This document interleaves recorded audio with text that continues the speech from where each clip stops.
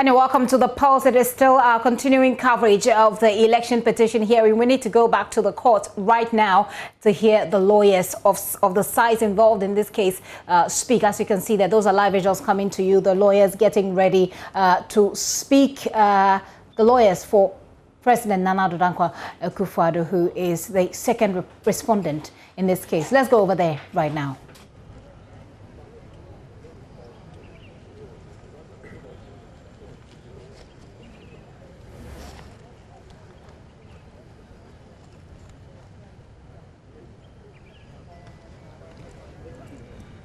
They're ready. Are they? Yes. Good afternoon, ladies and gentlemen of the press, and by extension, the entire Ghanaian public. After a long day in court, the justices of the Supreme Court have had to adjourn the proceedings of today to Monday, the 1st of February 2021,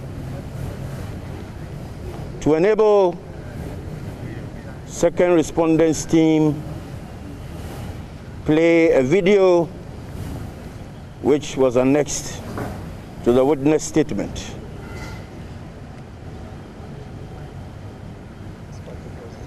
You all saw the proceedings in court through the morning to this late afternoon.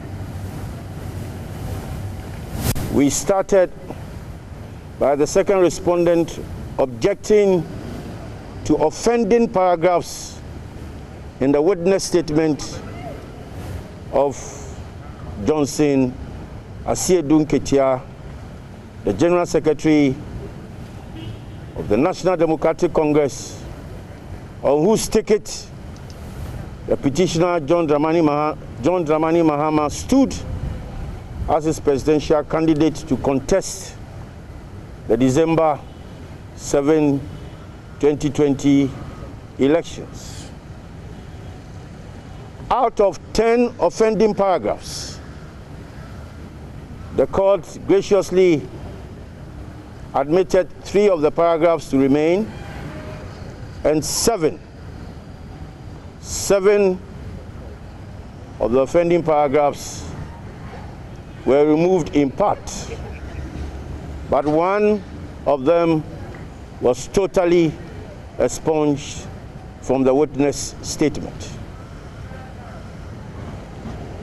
It is pertinent to state that 1 of the offending paragraphs related to the pedestrian allegation of Asiedu Nketia in his witness statement that the chairperson of the Electoral Commission has a familial relationship with Her Excellency the First Lady of the Republic, Mrs. Rebecca Akufo-Addo. We all witnessed the strenuous and tedious submissions by petitioners' lead counsel to answer to the objections which had been raised to portions of the witness statement. Repetition. It was a repetition after repetition, which prompted lead counsel for second respondent, who could not bear it any longer, to remind the court of the petitions, of the repetitions. When Mr. Johnson Asiedu Nketia took to the witness box, he remained largely evasive. Every question that was posed, his immediate response is that, "I do not speak for the petitioner." This is someone who, in paragraph 2 of his witness statement, has stated clearly that he was in court to end or lend aid to the petition filed by petitioner. How can you come to court as a witness for a party and when you are asked questions in court, your response is that I don't speak for the petitioner, then why are you in that court? Why are you then in the court? He thinks he can be as elusive and invasive as he was in 2013. This time around, he will not be lucky. Now, it is very instructive to let all Ghanaians know that the one person who filed the petition, which is John Dramani Mahama, has refused, failed, or neglected to sign onto a witness statement. As we address you this afternoon, the petitioner himself has no witness statement before the court. This is a petitioner who seeks to have the elections annulled and is praying for a rerun. This same person is refusing to come and give evidence in court. The judgment is with the Ghanaian public, not mine.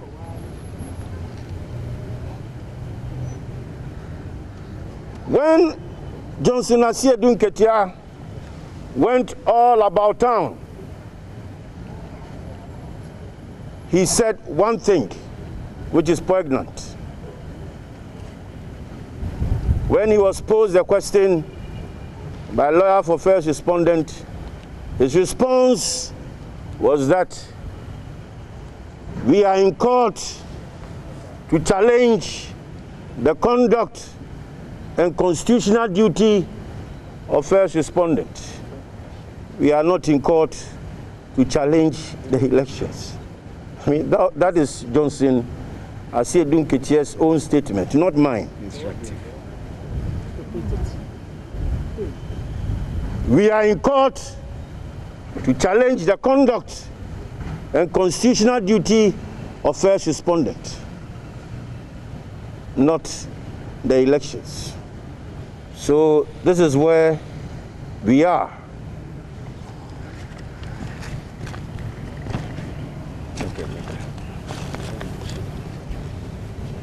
As I always do, I will allow you to ask questions, if any. First question.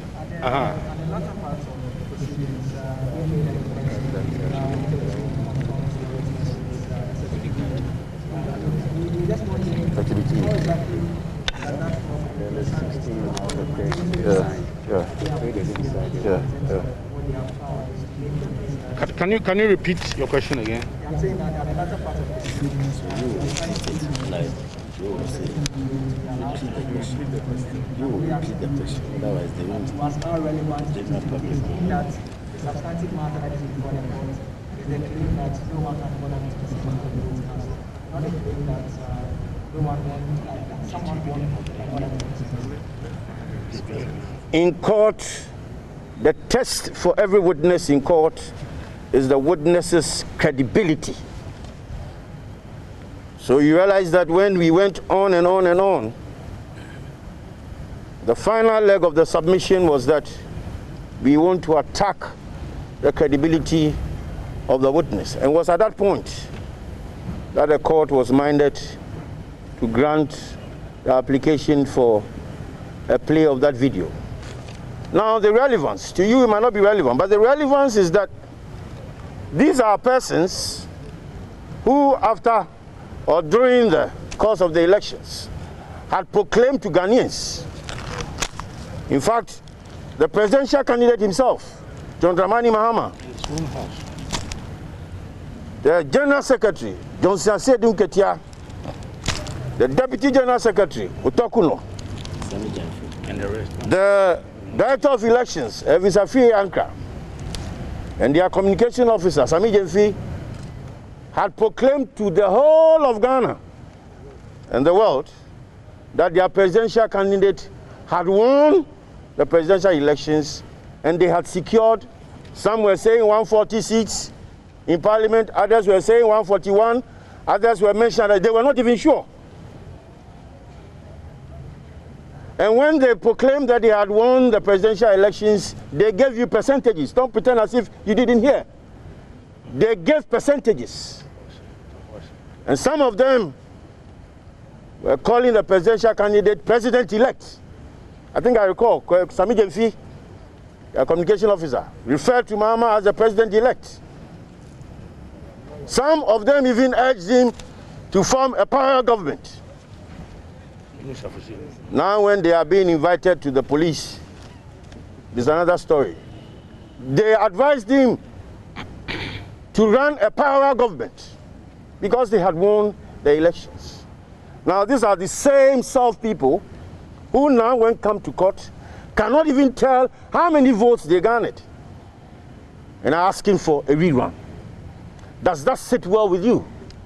And you think it sits well with Ghanaians? No. But you see, I must point out also that the exhibit that Asiedun Ketia was confronted with was their own exhibit. The exhibit E. It was their own exhibit. In his testimony, they failed to sign on to regions where it was abundantly clear that the petitioner had won elections there. Their agents in the strong room decided to take a long jump when they realized that the results proved unfavorable in their cause. That is my answer.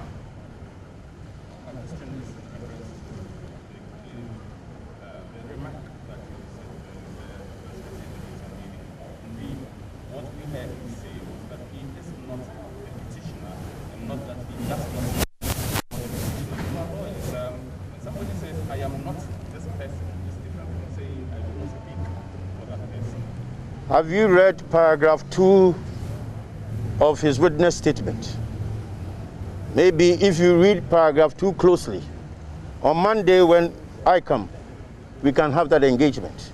But when somebody says that the petitioner stood on the ticket of the National Democratic Congress to contest the elections, and I, the General Secretary, the Chief Executive Officer of the party, I am swearing to a witness statement to give evidence in support of the petition filed by the petitioner. Would you still want to maintain your question? Well, I just want to know the difference between when someone says, I am not the petitioner, and I do not speak. A witness only corroborates the case of the party. You don't become a witness in court because you have sprung up from somewhere, maybe from Mountain Kilimanjaro. You become a witness because there is a necessary party in the case. John Dramani Mahama has not donated a power of attorney to anyone to speak on his behalf. It is Johnson Asiedun Ketia and Dr. Kwesa White who are coming to speak as witnesses. And they all state that they are speaking in support of the petition. So you cannot come to court and lend aid to a petition, and when you are asked questions in court, you say, I am not a petitioner. So what are you? Are they aware of something? Okay, thank you very much. I would end, as I always do.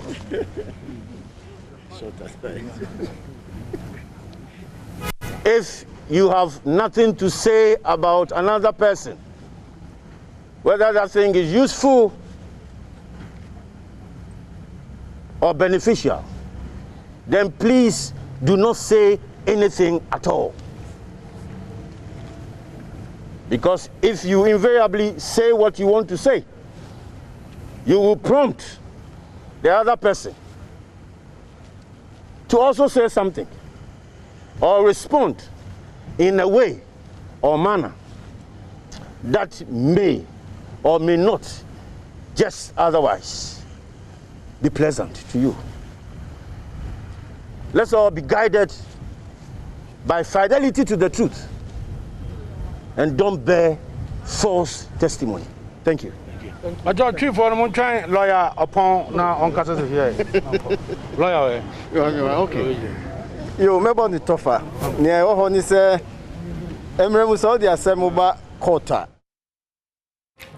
Well, you're still watching our continuing coverage of the election petition hearing, the substantive hearing of which started today with Johnson Asiedu Nketia, the NDC's General Secretary, in the witness box. And of course, you had the updates there from Godfred Yeboah-Dame, who is the Attorney General designate. Well, he's yet to be approved. Well, he talks about what happened in court today, essentially who came into the witness box, which is Frank Davis, I beg your pardon, who was speaking there. Well, he talks about the at least 10 paragraphs in the witness statement of Johnson Asiedu Nketia that they had issues with, and which lawyer Kotampao, of course, raised in court. And he talked about the fact that the judges seem to have agreed with them largely, because out of the 10 paragraphs that they had issues with, the court admitted only 3 and removed 7. In fact, he says 1 was completely expunged from the witness statement, the one which borders on familial relations between the first respondent, which is the Electoral Commission, and the wife of Nana Addo Akufo-Addo, the president, who is also the second respondent. So he talked about the fact that had been expunged completely from the witness statement. But he commented on Mr. Asiedu Nketia's conduct in the box, and he says he was largely evasive. He did not. He indicated that he did not speak for the petitioner, but then he refers to paragraph 2 of Mr. Asiedu Nketia's witness statement, which he said is a clear statement that supports the fact that he is there to back the petitioner in this particular case, and so he doesn't see the correlation between stating in part of your witness statement that you are here to back a petitioner, and when you are questioned, you indicate that you do not speak for the petitioner. He believes that Mr. Asiedu Nketia was largely evasive. He also talked about John Mahama himself, who is the petitioner in this case, and said that Mr. Mahama has refused, in fact, he used these 3 words, has failed, neglected, and refused to sign a witness statement. So the person who is petitioning, he says, has decided not to be a witness in this particular case. And yet the person who is supposed to be his witness has said that he does not speak for the witness. And of course, you can have a very legal debate about what this looks like and what it even means and what the implications are. He says that Mr. Asiedu Nketia himself, before they came to court, had indicated that they are not in court to challenge the elections, but that they were in court to challenge the constitutional conduct of the first respondent, who is Madame Jean Mensah, who is the chairperson of the Electoral Commission. And he believes that Mr. Asiedu Nketia seems to be diverting from the initial case that he had made outside. He talked about the fact that they had wanted to attack the witnesses' credibility, which is why they asked to play a video. We'll get back to this one, which essentially wraps it up. Let's go to the court again, where Dr. Dominic Ayeni is responding. Today was very eventful. And I'm sure when you watch the proceedings, you came up with the impression that the John Mahama team brought a solid case to the Supreme Court. In fact, when we filed the petition, it was being bandied about all over the place that our petition was empty, that it had not disclosed a reasonable course of action. Well, today was your answer. I am sure you saw vividly the evidence that was being led by the General Secretary. We have not yet concluded the hearing, and so I will not comment on the merits of what he said. But I'm sure you are all witnesses, and you know that this is not an empty case.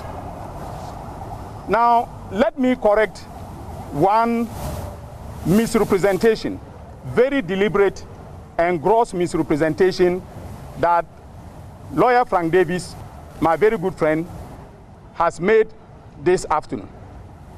He sought to give the impression that we came to court because we wanted a relief to the effect that His Excellency John Dramani Mahama be declared the winner of the election. I am sure, as ladies and gentlemen of the press, you have read our petition. Nowhere have we sought that relief from the court. What we have sought from the court is very simple and may be summarized in two. First, we want the unconstitutional conduct of Jean Mensah to be held to account.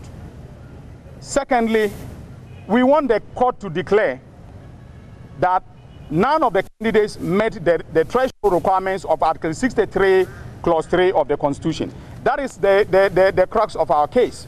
And that is the case that we have sought to make in court today with a witness statement of the General Secretary of our party. Now, it is far from being the case that John Dramani Mahama himself must testify in this matter.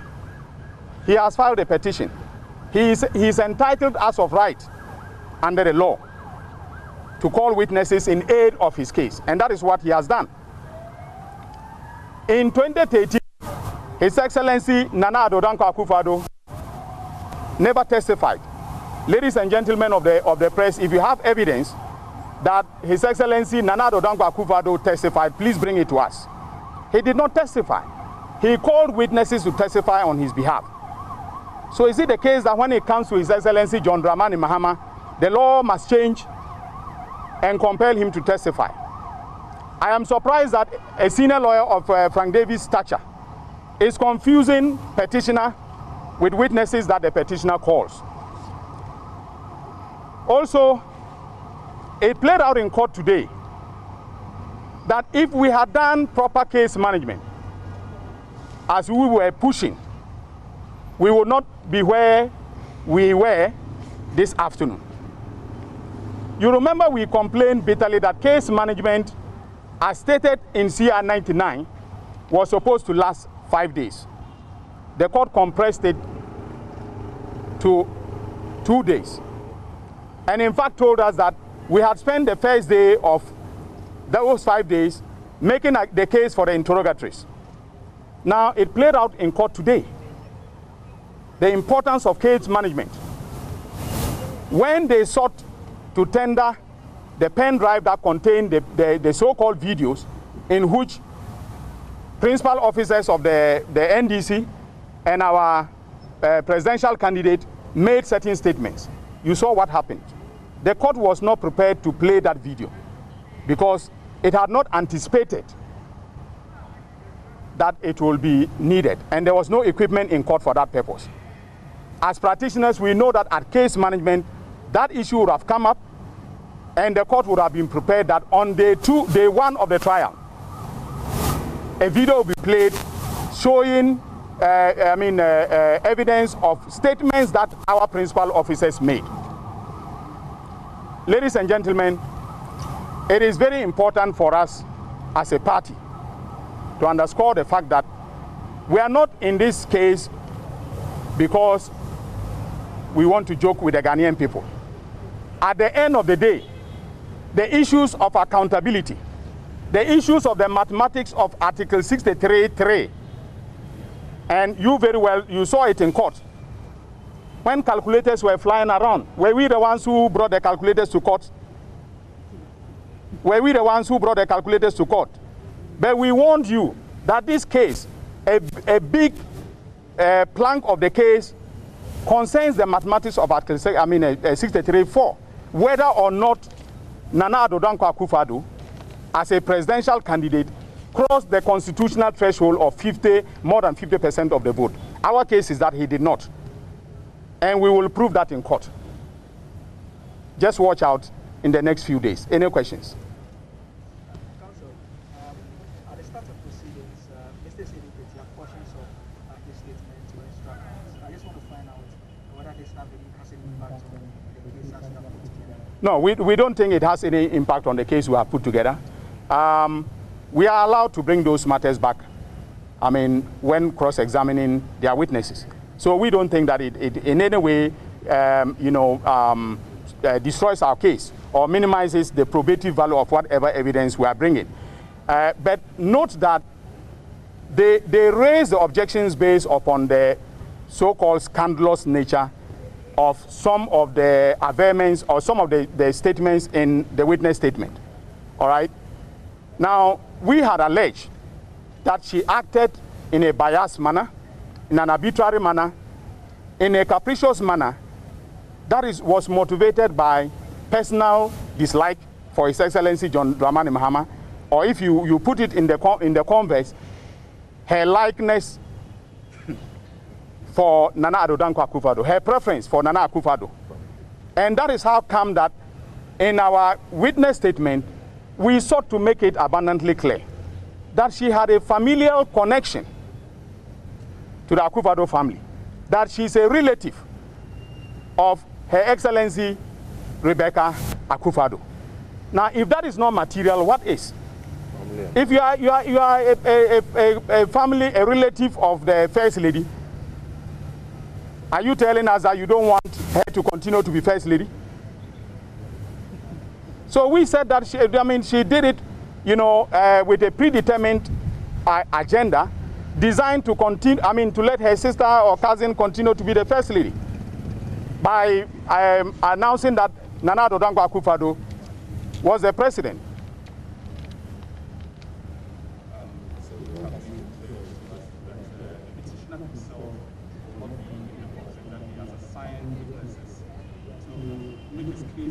However, in court, at least more than 5 occasions, petitioner's witness declared that he was not the petitioner, and therefore did not answer certain questions. Well, that's an excellent question. It means that you were watching the proceedings. Let me make it clear that in those instances where the witness said that he was not the petitioner, they wanted the witness to give evidence with respect to the state of mind of the petitioner. Knowledge. Okay? Anything attributable to knowledge that is within the personal, knowledge of the petitioner. How do you expect a witness to be able to testify to those matters? And that is how come that he legitimately declined to do so. It is not because he is distancing himself from the petitioner. In fact, he is not here under compulsion. He voluntarily agreed as our General Secretary to testify because he is the chief administrator of the party. He coordinated with the help of the chairman and the other principal officers. He coordinated the election. So who better to testify on our behalf than our General Secretary? And that is precisely what he was doing. But if you insisted that he should speak the mind of the petitioner, he should testify to matters within the knowledge of the petitioner, he would decline. And that was just as it should be. And in law, the General Secretary was right in declining those questions. Any other question? All right. Thank you very much, ladies and gentlemen of the press. Okay. And that is the side for the petitioner, John Dramani Mahama, which is also the NDC members that you saw addressing the media. Now, Dr. Dominic Ayine, who is a former Deputy Attorney General himself, is addressing what happened in court today. He talked about the fact that the JM team, which is the John Mahama team, that they came to court with a very solid case against certain misconceptions that he said was that the NDC did not have a strong case. And then he talks about the fact that he would not comment on the merit of what their witness has said today in court. But he wanted to address what he called was a misrepresentation by Frank Davis, who spoke earlier, who is a member of the legal team for Mr. Nana Addo Dankwa Akufo-Addo. And he says that Mr. Frank Davis has been trying to create the impression that their release, the part of the release that they wanted to seek, included declaring John Mahama as winner of the election. He says that is not part of their release. But let's go to court right now. Our court correspondent, Joseph Akable, so that we can have this conversation with him. Hello, Joseph.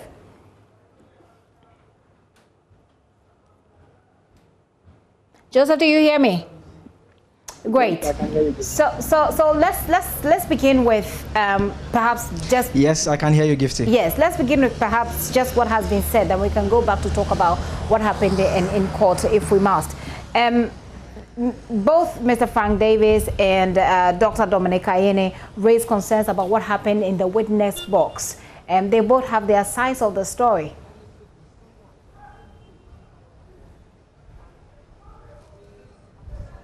I mean, the point that Frank Davis, who is a member of the president's legal team, makes is to the effect that, as far as he is concerned, Mr. Asiedu Nketia was simply evasive and was not forthcoming with information to the court. And he makes reference to portions of his testimony where he was asked questions where he had to answer that he is not a petitioner, at least on more than 2 occasions. Again, he makes the point that there were other questions that were asked about activities involving his various party members, especially relating to how they had conducted themselves post the election in terms of the announcement that they made about the fact that they had won the election. And so the point that he makes in that claim is that this clearly shows that the story that the NDC put out before coming to court is entirely different from what they've come to put before the court. And so that was the point that Mr. Frank Davis also made. And he also questioned why he says the petitioner himself is not signed any witness statements. And a short while ago, you heard Dr. Dominic Ayine respond to that by making the point that the difficulty, making a point that in 2012-2013, Nana Addo Dankwa Akufo-Addo did not testify in that particular matter as well. And so that was the response that came from Mr. Mahame's side. And Joseph, on the back of that response, we're just getting a little bit of clarification here that actually what happened in 2013 was that we had Dr. Mahmoud Bawumia, who was the running mate for that particular election, who was the petitioner. And that he swore to affidavit and testified for himself and for and on behalf of his co-petitioners, Nana Addo and Jake. So it's not entirely accurate that what is happening here is exactly what happened in 2012. Well, it is accurate that it is accurate that Nana Addo Dankwa Akufo-Addo did not testify, and that's the point that Dr. Ayine makes. The difference between the 2012-2013 situation and what is happening now is that in the 2012-2013 petition, the rules permitted more than one person to file the case, and so the case was filed by Nana Addo Dankwa Akufo-Addo as first petitioner. It had Dr. Bawumia as the second petitioner, and it also had Jekotanka Obeche-Bilamte also as a petitioner. The current rules, and in this situation now, it has just one petitioner. And so that is the difference by way of the 2 petitions that have been filed. And that is why Dr. Ayine makes the point that the lead petitioner in that matter, the individual who had contested as the presidential candidate, did not testify in court in that instance. And that is his side of the story. Regarding the fact that Mr. Mahama has not, he says, failed, refused, neglected to sign a witness statement, Dominic Ayine also provides some response there. And also on the back of the issue about whether or not Mr. Asiedu Nketia would be able to speak as though he was the petitioner, he says that what the president's team sought to do was to get him to testify to something that was of personal knowledge to the petitioner, and that it was in Mr. Asiedu Nketia's right to decline to answer those questions.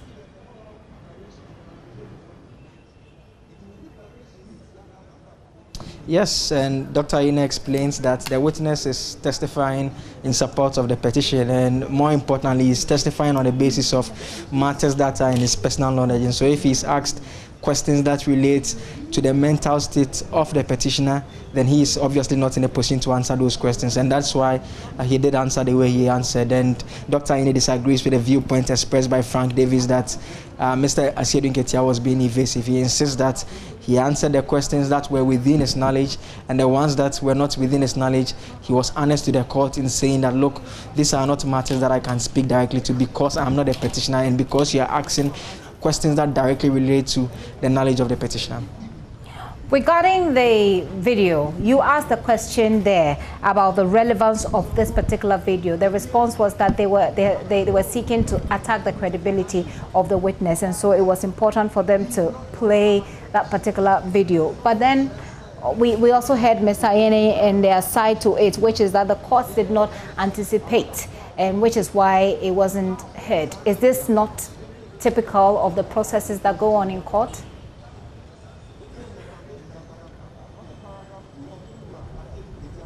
It's quite typical. In fact, there are other cases that we've covered that the procedure is that there has to be a notification to the court.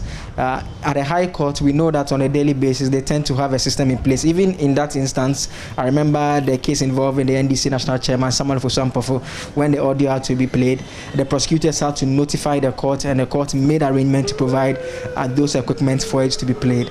And unfortunately, we don't have a system where we readily have those things available, and nonetheless, you need to prompt the court as well. And so that is what the point they were making, that they had not prompted the court that this will be done. And so eventually, once the request was made and the court granted the request, and the court said that arrangement will be done on Monday. So it means that on Monday, they'll have the opportunity to play that particular video. Was that an oral application, and would they need any further filing to get this done?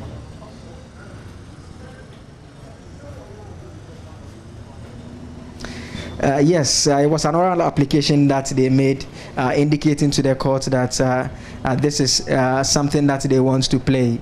In fact, they had asked for directions from the court specifically about what they wanted to do. And so once the court did indicate through the panel members asking questions that is it a case that they are making a formal application, and once they did indicate that yes, they were making a formal application, so they moved it orally. The comments were taken from Mr. Tashikata, who represents the petitioner John Dramani Ma. Then afterwards, the court said that, it's adjourning proceedings to Monday. So that was how that application was done. It was done orally.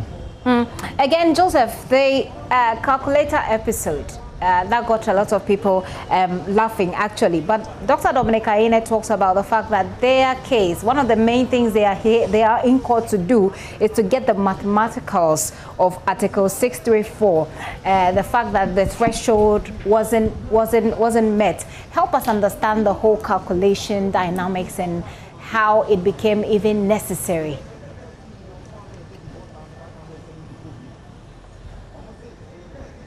And so the Article 63(4) of the Constitution simply makes the point that in a presidential election, the one who obtains more than 50% of the votes cast, i.e. the 50+1, that person is declared as the president-elect.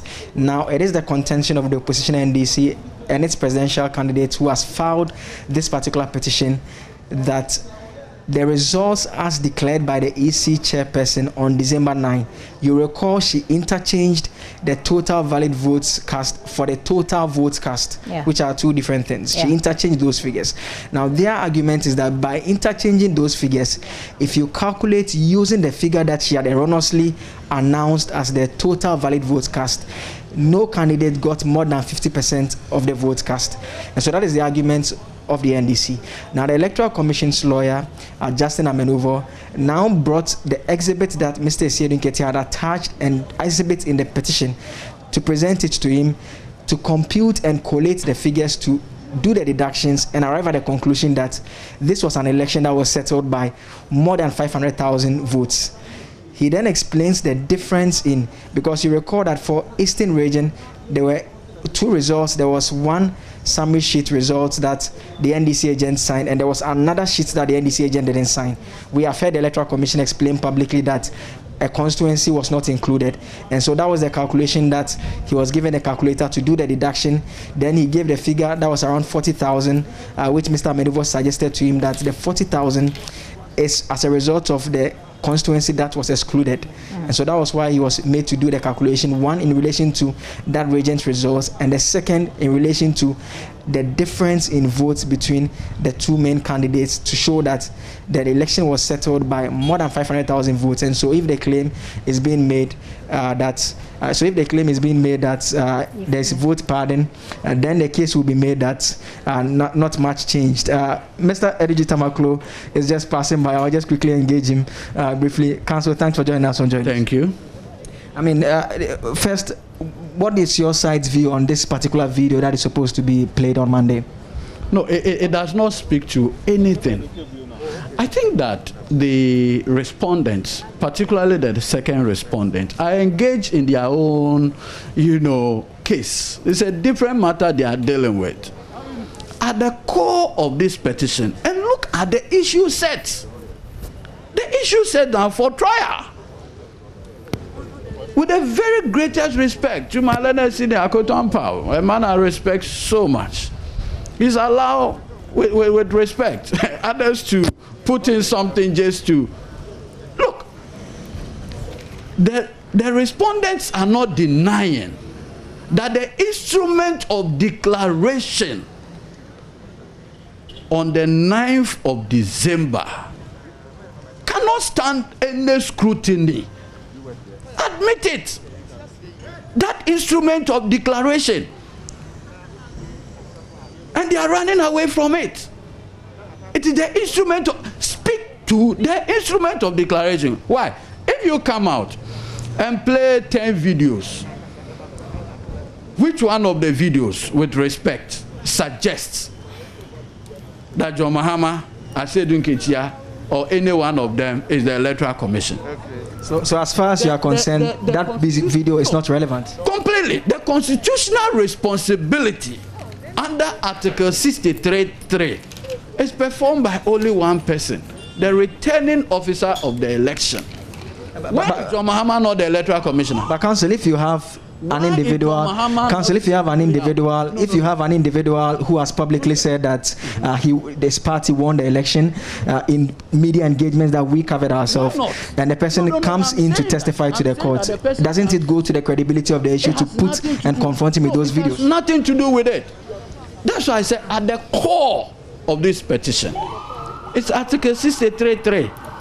Who has the constitutional responsibility? And the court has said 5 issues down for trial. Who has that constitutional responsibility? I mean, so let us not be distracted. The second respondent, with respect, and his lawyers, and my senior Frank Davis, I respect him a lot. But it appears he's rather using this petition hearing for something else rather than advancing the cause of justice. In terms of the proceedings on Monday, am I to suggest that from your explanation that you oppose its admission as evidence? For whatever it's worth, when we come on Monday, a determination will be made. The video will first be played. The court will consider of the 5 issues that the court has set.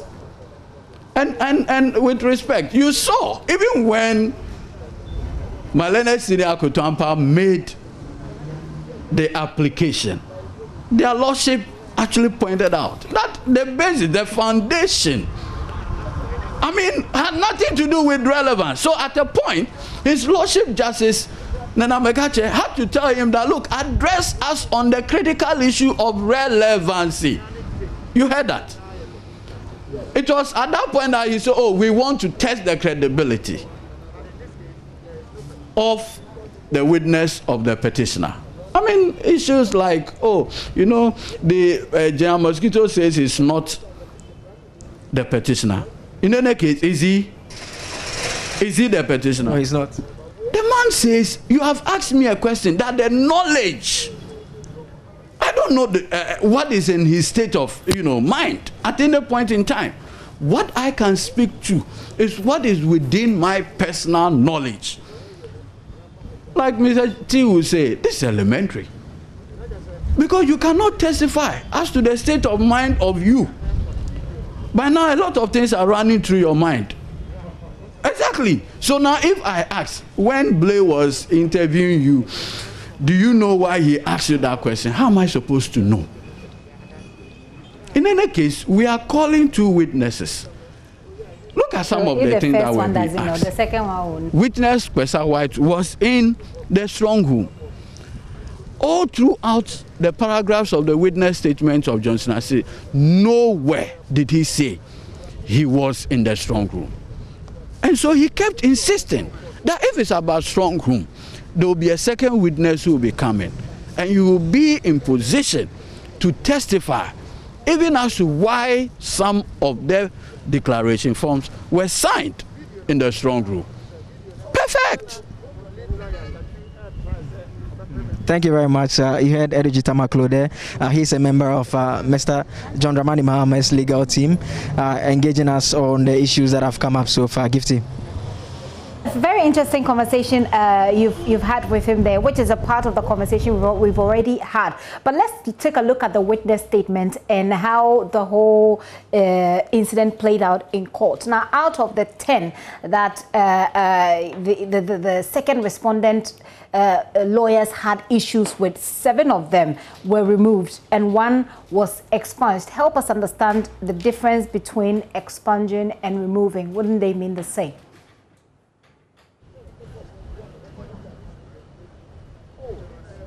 I mean, for the point being made is that, I mean, questions were raised about some of the claims that have been made and the fact that they were not relevant. And so you had just about 3 of them that the court said that it was going to maintain because it held that those are matters that had been pleaded in the petition. And so for the ones that the court considered to be scandalous, that's what the court said, that, I mean, it should be taken off the records completely. And so it will mean that in terms of the records of the court, those matters never even came before it entirely. And it then proceeded to strike out the other ones, which will mean that they will not form part of the evidence that will be before the court.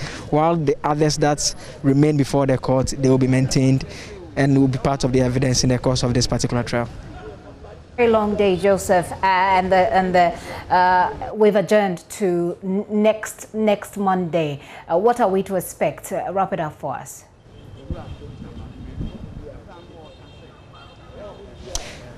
And so on Monday, the main business will be the video evidence. This is a video that we are told has to do with various officials of the opposition NDC speaking after the December 7 elections and claiming that the NDC had won the election with specific figures.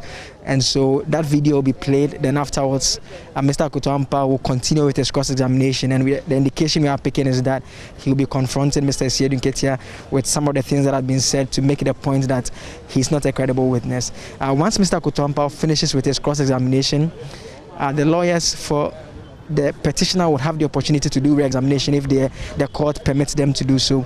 Then once that is done, then they can proceed to call their second witness. That will be Dr. Michael Pesa-White, who, as you heard Mr. Esiedun Ketia say today, was one of the representatives of John Dramani Mahama in the Electoral Commission's National Coalition Center, and he will be speaking to those matters that transpired in the Electoral Commission's National Coalition Center.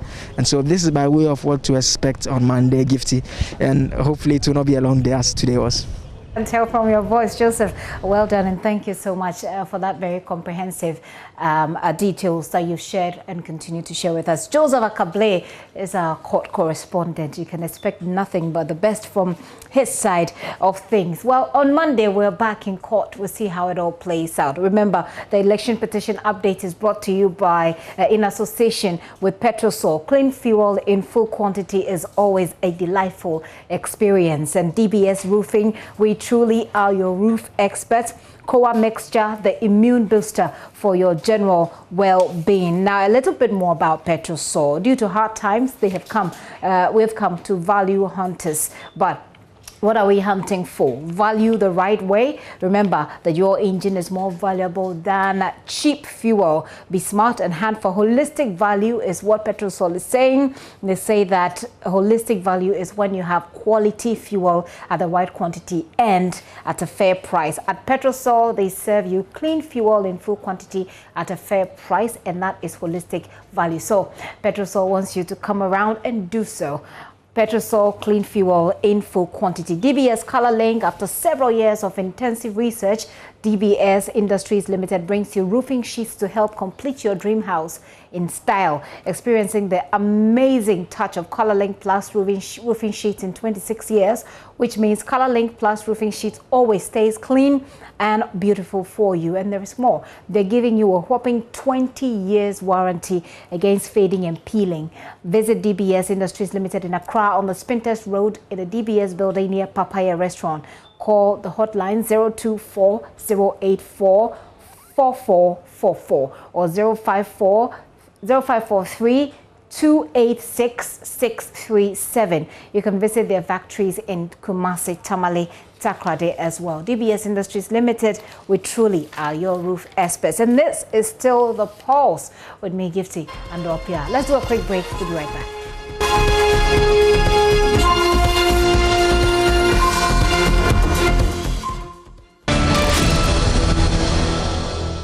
You're welcome back to the show. Many thanks for staying with us. Now, the Majority Leader in Parliament, Oseiche Mensah Bonsu, has admitted to an upsurge of coronavirus cases among members of Parliament. Although he did not give figures to back the admission, he says the situation is alarming and requires urgent attention.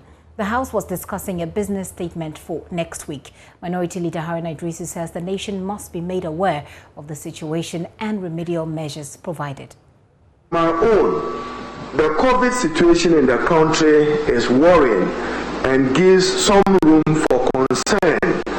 We reported cases of about 62,751, active cases 3,813, with some 377 deaths. Even though we do not have the Minister for Health, the President had appointed somebody responsible for matters related to COVID. I didn't have the opportunity to be at business committee. We may inform them on what we are doing if we have to isolate, if we have to take the critical decisions that prevents an upsurge. And I thought that I should bring this matter to the fore. And Mr. Speaker, again, as the Honorable Ablakwa and Doctor observed, yes, social distancing. Yesterday, we didn't see our colleagues opposite respect the protocols. So we have a difficulty choosing between constitutional obligations and working to avoid upsurge of COVID. Mr. Speaker, you know that this Parliament is 137, nothing more. Our colleague opposite should stop living in the past as if they still have comfort of numbers. At every time we will be here, we know the numbers. Technology, I agree with him. He quoted Article 104, Standing Order 109. I know that before the board, there is a matter relating to deployment of Wi-Fi and broadband technology. When the board does take a decision with it, I'm sure members can even vote from their offices or from the comfort of their home. So we need to take active decisions on it. But when one side decides that we will limit our numbers because of COVID, and we see others populate their numbers because of an essential vote, then you come here now preaching that we should respect protocols. What protocols? When there is a vote, there will be a vote. We all bear the consequences. When there is a vote, there will be a vote. We bear the consequences. Thank you. A minority leader there. Well, the Majority Leader, Oseiche Mensah Bonsu, agreed to a suggestion for formal briefing on the subject. Raised by the Minority Leader with respect of the COVID briefing, we don't have a Minister of State in place as of yet.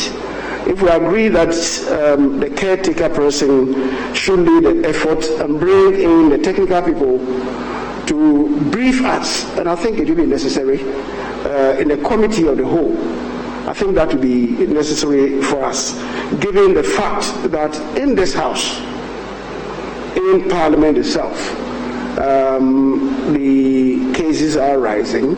I will need to be careful and cautious so that the cases don't escalate. I think it's important that we are all cautious and take steps to protect ourselves. And those steps will be predicated on the briefings that we may further have. I think ultimately we want to make the place safer for all of us so that we are sure in our minds that what we do, which we believe would endure to the interest and benefit of the nation, is not done at the peril of our own lives. Majority Leader Oseiche Mensah Bonsu there. Well, you know that the cases are spiking even in Parliament. Well, Member of Parliament for North Tom, Samuel Okujeto Ablakwa, has also been speaking on what he describes as the punitive $150 COVID-19 antigen test at the Kotoka International Airport, which he says it's had a negative impact on Ghana's fight against the virus. Yes, Mr. Speaker, why maintain this punitive $150, which works out to some 850 cedis, when the test can be run at much lower cost elsewhere, as we have seen being carried out at Akai House?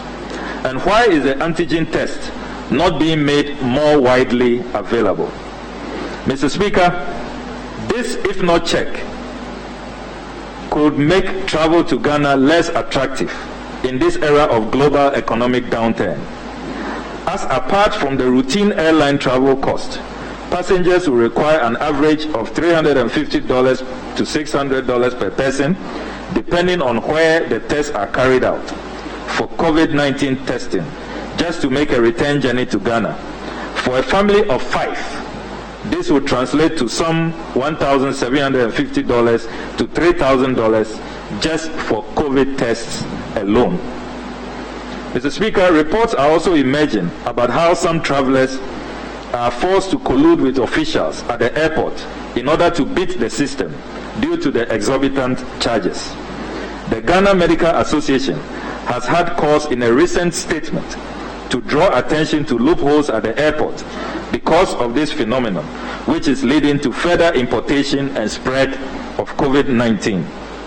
This is therefore rendering the entire testing policy at the airport counterproductive and clearly putting all Ghanaians at high risk as our case numbers continue to rise sharply.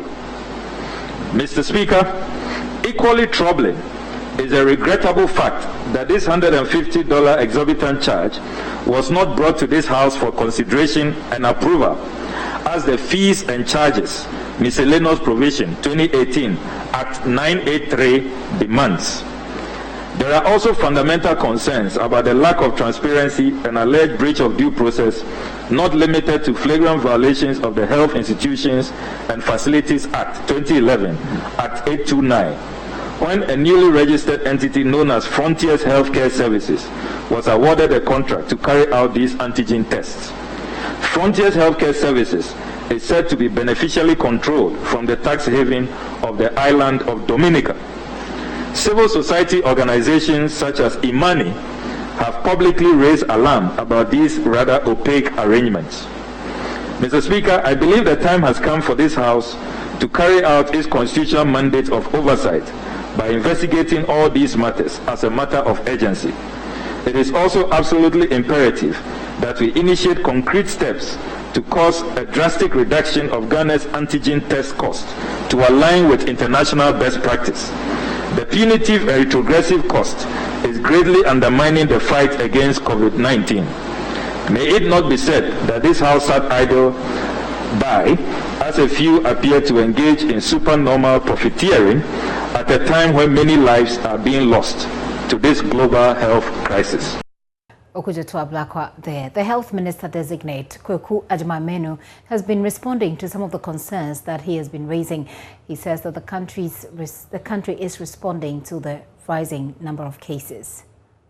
Transport associations have started announcing themselves and placing restrictions on themselves in their lorry stations, said that people should not board their vehicles without masks, and they are providing sanitizers and Veronica buckets have been triggered in lorry stations. They themselves, yesterday we heard from Eastern region, the Buno region, the Buno East and things like that. So citizens are living up to the task to support government efforts and government initiatives.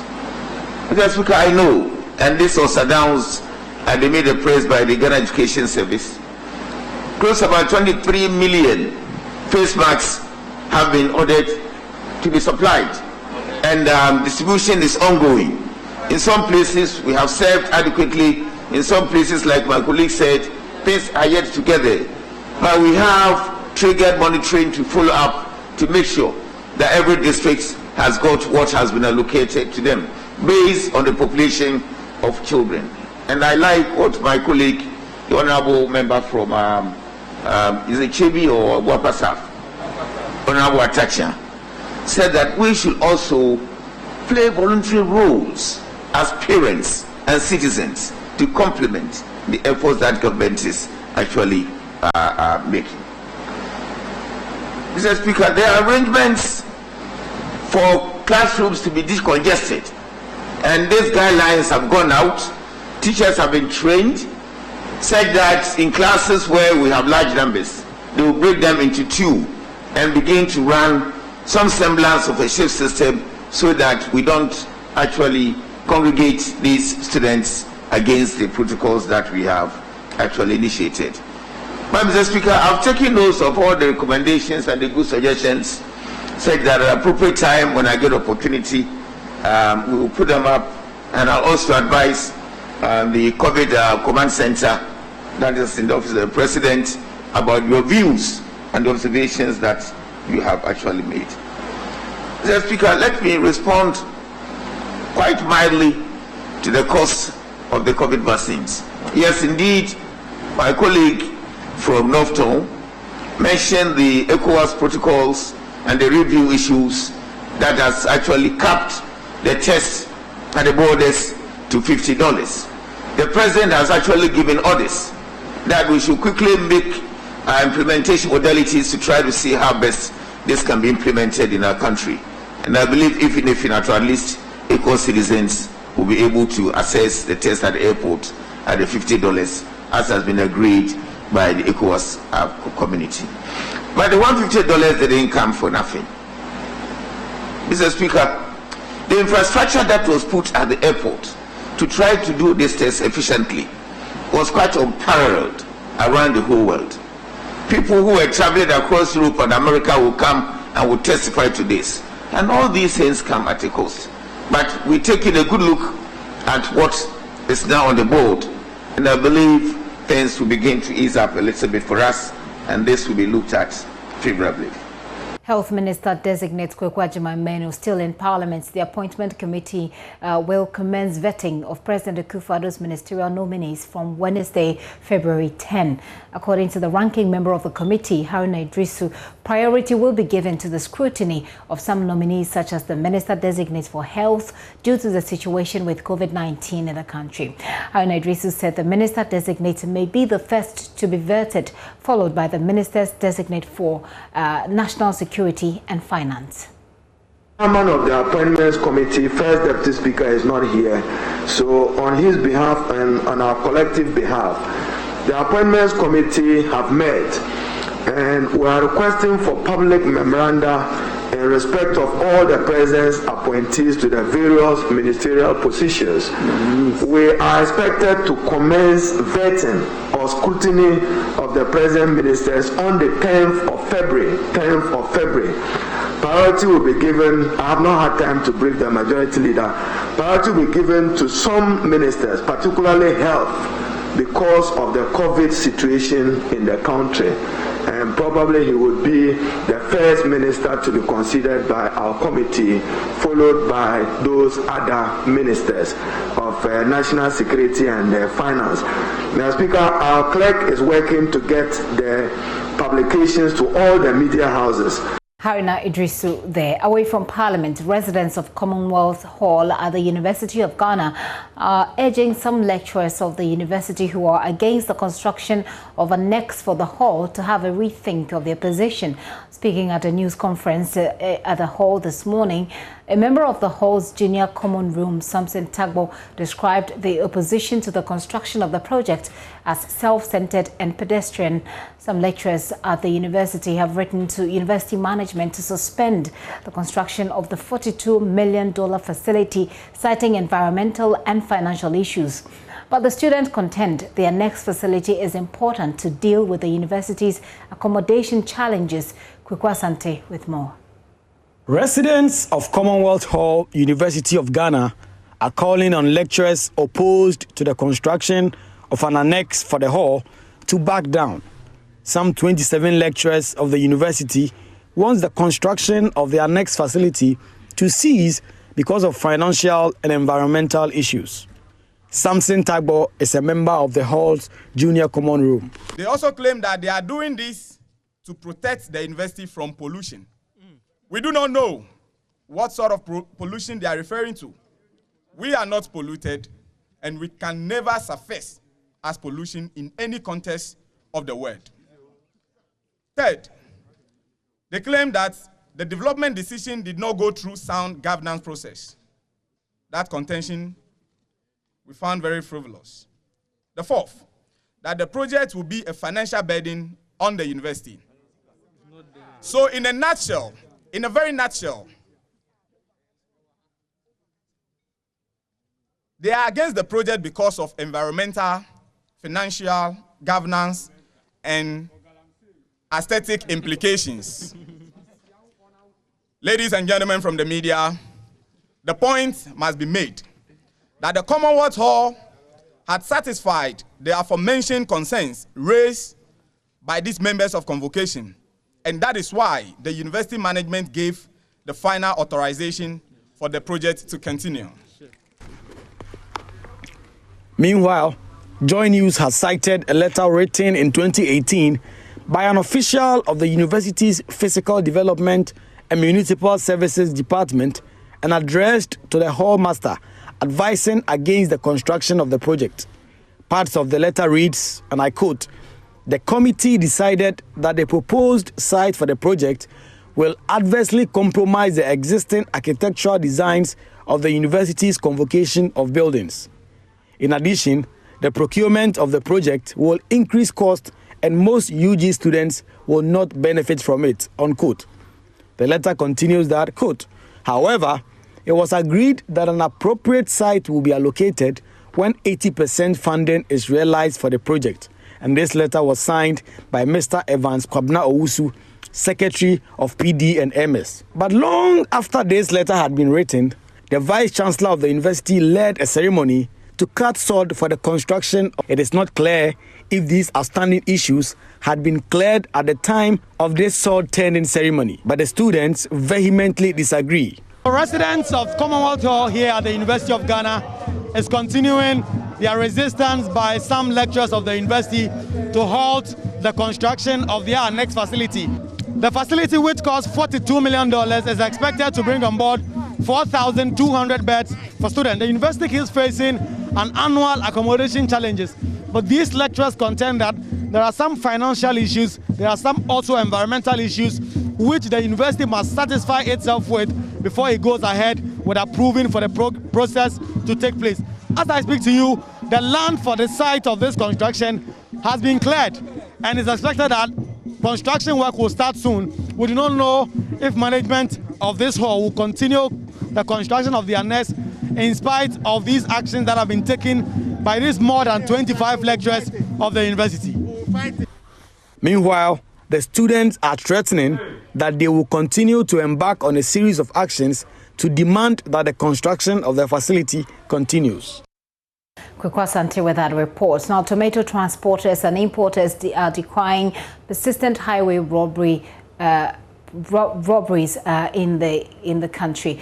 They are protesting what they say is persistent robbery attacks, especially on the Kumasi-Bolgatanga, Burkina Faso route. They have threatened to embark on an indefinite strike where all their vehicles would be grounded. Leaders want the government to help intensify security patrols to protect them. Prince Apia has more.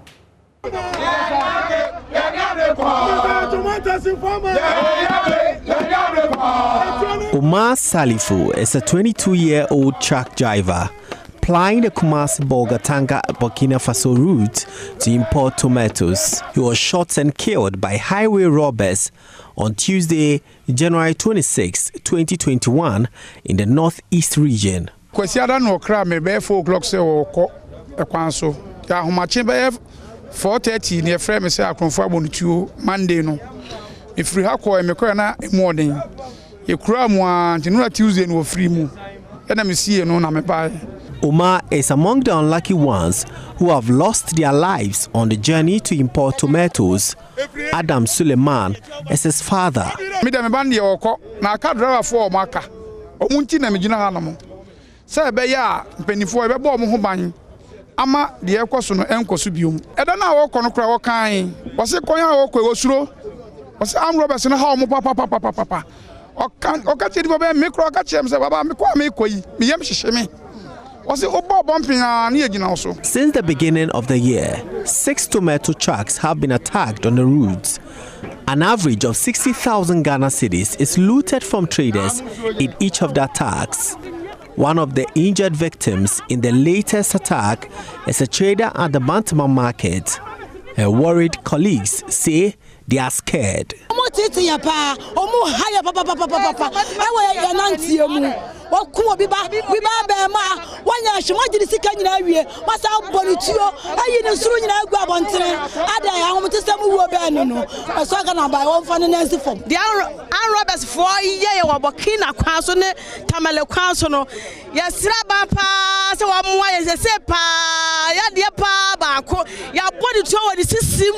The question is about be our the pass. I say yes, government say yes, no finance form.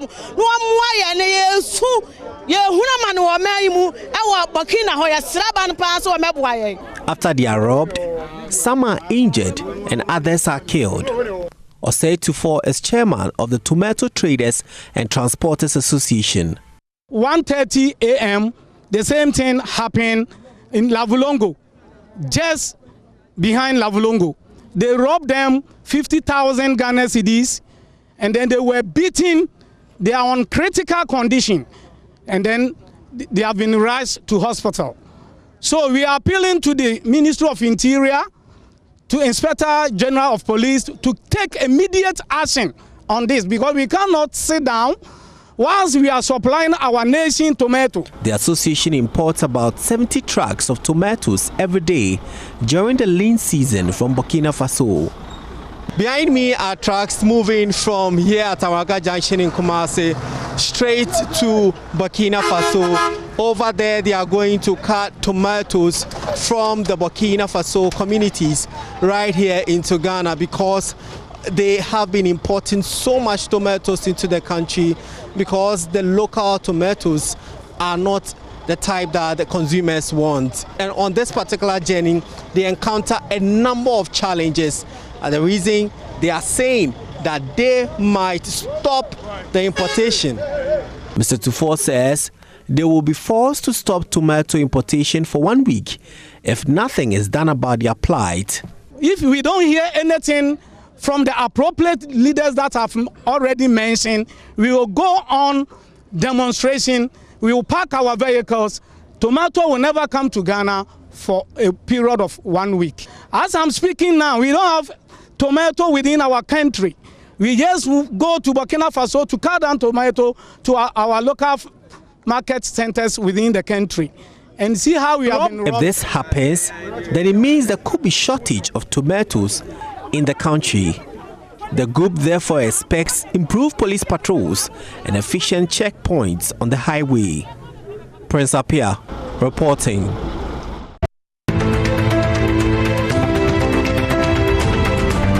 Agriculture is the food basket of a nation and therefore the heart of Ghana. It contributes up to 54% of Ghana's GDP and accounts for over 40% of export earnings, at the same time providing over 90% of the food need of the country. This is due to the hard work of the Ghanaian farmer. Join me, Enyonam, as we visit the farm, the market and agricultural-based industries. That's not all. We will also bring you recipes for finger-licking delicacies made with crops grown by the Ghanaian farmer. The Ghanaian farmer, business, tilling the land.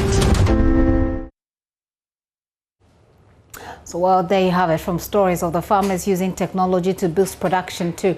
Those are the people using simple tools. The Ghanaian Farmer TV show promises to be one of the best agricultural shows on television in Ghana. Host of the show, Enyonam Manye, is joining me via Zoom. Hello, Enyonam. It looks like you're muted. I know that you've given us an idea what to expect, but give us an overview of how the show will look like on a particular episode. Right. Thank you very much for having me. I believe you can hear me. Can you hear me? I do. Please go ahead. Okay. So Ghanaian Farmer is a show that has been drafted, produced around farmers in the country who are doing exceptionally well to put food on our tables. But little is being said about their plight, little is being said about how we could help them expand in their produce after every year. So staying back as a Ghanaian and also somebody who has been born in a farming community, I thought it was a wise decision to collaborate with Joy Prime to produce this content. So we visit farms every week. We go to a different farm. We will go to a plantation farm, a yam plantation farm this week. The next week we'll go to a rice farmer or a tomatoes farmer to have a conversation with the farmer to understand what it takes to be in that line of farming. What are the challenges? What are the diseases that affect the crops? How are they benefiting from the government interventions? How best can stakeholders or probably investors who wants to invest money into agriculture, even the youth who are aspiring to become farmers, what can they take a thing or two from the conversation we are going to have with these farmers? And that is not all. Like the show said, we'll bring you recipes, made with crops grown by the Ghanaian farmer. We want to go through the entire food chain. So from the farmer to an agri-extension officer to have a little bit of insight, a technical view from what they do to support the farmers on how to have good, practices, book recording and everything. It matters a lot in agriculture now because it's considered as real business. Agriculture is no more what our parents used to do some years ago. Now, if you're a farmer, you need to consider this as a business. So your records keeping are very key so that when an investor, watch your interview and wants to invest into that farm, he or she has something to lay their hands on. That's okay, right. These are your records. This is how much I can be of help. So every week we come with a different farmer with a different subject, matter to talk about. So yeah, that's what viewers should expect from Ghanaian Farmer. So it's starting this Monday, correct? If it is, give us the time. So Ghanaian Farmer is already airing on Joy Prime. It airs every Monday, 2:30 prompt. It airs on Joy Prime. It streams live on Facebook, and also when you go on YouTube, in case you miss any of the episode, you go on YouTube, you would equally get to watch. And also there are stories that are published out of every interview we do on JoyNews, myjoyonline.com. If you go there, you get to read some of the insightful conversations that we had with some of the farmers. So everybody who wants to become a farmer, anyone who wants to invest into agriculture, all the farmers who have farms that we haven't been to their farms yet, and they still want to feature on Ghanaian Farmer, they can reach out to us and we'll definitely visit their farms to understand, appreciate them with regards to what they're doing to help Mother Ghana. Yes. And thank you very much. We look forward to the show this Monday. So catch on the Ghanaian Farmer this and every Monday at 2 p.m. And let's talk a little bit about another show, this time on the Joy News, right here on the Joy News channel. And it's talking about energy in the most exciting way. It is hosted by energy analyst Leslie Arthur, who has been touring Ghana and dissecting everything from new energy to fossil fuels. She is also joining me right now. Hello. Hi. Good afternoon to you. Good afternoon, Ms. Arthur. It's good to have you. So, do also give us a rundown of what a typical episode, we've seen some of the promos, to give us an idea what a typical episode will address. Okay, so Energy Quest is mainly a magazine talk show. When we say a magazine talk show, we mean a show that has varying segments that can keep the viewer very engaged. Okay, so we're focusing on the energy sector, mainly to demystify the energy sector. On Energy Quest, we have 4 segments. We always have a docu feature on whatever the topic of the day is. And we have we have an interview with various leaders of the industry. Then we come to one of the most important aspects, which is our focus on women. So our third segment have to do with women in energy. On this segment, we project women who are doing well in the industry. We teach a lot about how to get in the industry, as they watch the experiences and successes of other women in there. Is a way that we're going to encourage young people, especially women, to get into the industry. And the last aspect is on trends. So we are more delving better into the businesses in the industry, what's trending, all that is going on. Because typically we know that in this country, energy issues only come up when we don't have very good news to tell, when there's something sensational. But in this case, for the first time, energy will be addressed, telling all the good parts of it, all that makes it what it is. You know, energy contributes a great part to our GDP and should be center for us. But unfortunately, we haven't had a chance to put energy out that much. Right. So this is what Energy Quest promises to do. And it's going to show on Joy News on Sundays at 6:30 p.m. and repeat on Wednesdays at 2:30 p.m. Okay, Sunday 6:30 and Wednesdays 2:30. Leslie, thank you very much. Leslie Arthur there. She's going to be the host for Energy Quest. You want to make a date this Sunday in 2 days at 6:30. Let's do sports here on The Pulse. Hello, good afternoon and welcome to the sports segment here on Pulse with me, Oreku Ampofo, and we are here to talk about the Ghana Premier League because match day 11 is bringing something special your way. It's already kicked off and we've seen that game between Bechem United and Techiman 11 Wonders. This is currently ongoing. 11 Wonders are winning that one as things do stand, but there is something special, as I said earlier. And let's take a look at the fixtures and I'll be giving you a hint as to what we'll be discussing. It has to do with derbies, and that's what we'll be seeing in the Ghana Premier League weekend. We call it the Derby Weekend, and that's because there are 4 separate derbies in the league this weekend. We'll be starting off with that big one between Accra Heart of Oak and Olympics in the Manchester Derby, who would be called the owners of the Garland. And then back in Kumasi, the Ashanti region, we'll be also seeing the Ashanti Derby between Ashgold and then Asante Kotoko. And all the way in Western region, there's also another powerful one between Kerala United and Mediama. Then there's also a tiny derby back in Accra here that has to do with Inter-Allies and Legon cities. They call them the Accra New Boys Derby. And we'll be discussing these derbies here on the sports segment. And I'll be starting off with Mubarak Haruna, and he's off the Joy Sports desk. It's a pleasure to have you, Mubarak. Thank you. Let's start with the biggest match of all, and that's the Manchester Derby, Heart of Oak Olympics. It's been 20 years since Olympics beat Heart of Oak in the league. You've been following this new Olympics team. Does it look like they have what it takes to finally end that spell of not winning against the Phobians? It's very difficult to be emphatic on this particular game. You look at Great Olympics, there's no doubt that they are in fine form this season. But since they lost their manager, who is indisposed currently due to some illness, they've lost some spark, some desire. I don't see them playing like they used to. And they have a new manager in Yao Prekun who has brought in a couple of players in terms of the players he wants to use. New philosophy, new style of play. You don't really get the pattern and the style of play of Great Olympics. And for me, I don't really see it. In a truncated season, they lost by 4 goals to Accra House of Folk, so it will be imperative for them to bounce back. But when you look at House of Folk as well, under Costa Papic, they are doing so well. 4 victories, 2 defeats and then 3 draws. That is very, very good from the Serbian manager. And they are good. The good news is that they have their key players back.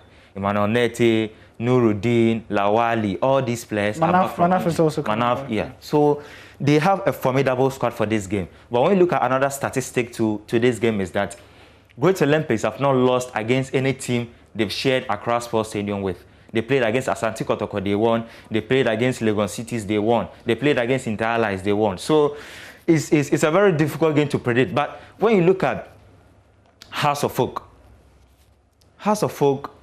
are heading into the game with the intention of winning the title. They really want to win the title. And because of that, I feel that it's a crunchy game. Of course, it's a derby. It should be feisty. It should be full of aggression. And I expect players to play with gusto. Certainly, we'll be witnessing that derby this weekend on Saturday at 6 p.m. We'll be doing live commentary of that match on Joy FM as well, so you can get updates on there. But that would not be the only derby, as I already mentioned earlier. We'll be heading straight to Ashanti region, where the Ashanti derby will be taking off between Ashgold and Asante Kotoko. And joining me via Zoom is Bill Sean of the Joy Sports team, and he's been following Ashgold throughout the season. Bill, you have 2 teams here.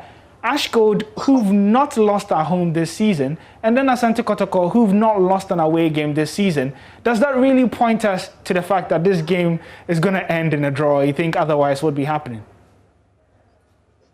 It could.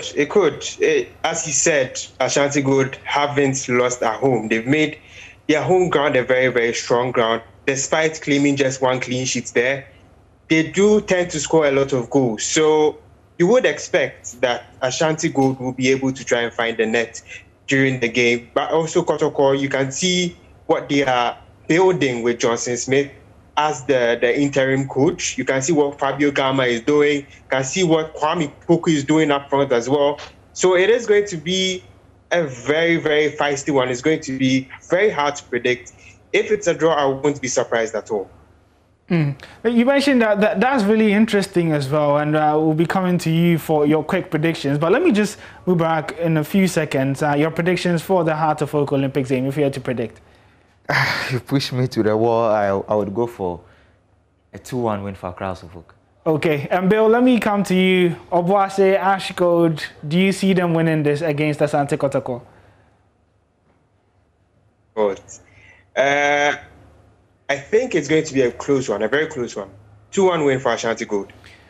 Well, if that 2-1 win happens, it would depend on a lot for Ash Gold to go back to the top of the league. And one of the permutations is that, of course, Karela would not be winning their game, and they would also be involved in a Western Region derby on their own. Just a little background, they and Mediama, both come from the Western Region, and Mediama didn't start the season too well, but if they do win against Karela, all of a sudden, they're just 1 point off the table topper. So there's significant relevance in that game, and these two sides have only met twice. One of them ended in a draw, and then Karela winning the other one as well. So all these derbies have their subplot and certainly do set up for a very, very interesting weekend, and we'll be providing you updates on all of this as well. But let's quickly try and get the remaining fixtures for the match week as well. And okay, so before we do look at the fixtures, let's get up to date on the overall statistics so far this season. And we've seen 90 games being played. That's more than a quarter. 202 goals scored, 57 wins, 33 draws, 45 home wins, and just 12 away wins. 51 clean sheets means that we've been averaging just 2.24 goals per game. And do remember, we're bringing you live commentary of that game between Heart of Oak and Accra Great Olympics, the Manchester Derby that they do call it. And we did preview the 3 other derbies apart from this one, and the Ash Gold one, and then Ash Gold versus Asante Kotoko, and then Karela versus Mediama. Inter Allies would also be playing their little derby against Legon Cities in that battle to survive relegation. My name is Oreko Ampofo, and that's the sport for now.